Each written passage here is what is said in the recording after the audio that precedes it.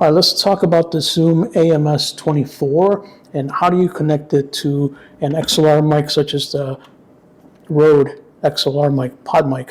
So it's pretty simple. Let me show you. So on the back, we have a USB-C connection that's going to go out to either your phone or your PC, depending on your needs.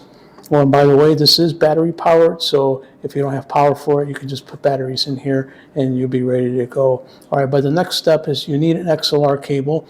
So we have one right here, and we're going to connect one end to the input number 1 of the Zoom AMS. Okay, so we have that going right there. And then the next end goes into the RODE PodMic.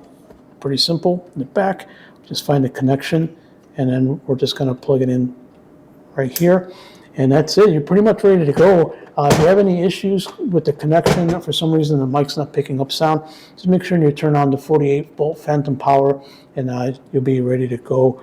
And make sure that your gain and your volume is set. You can also monitor yourself via these headphone jacks right here, and it's really that simple.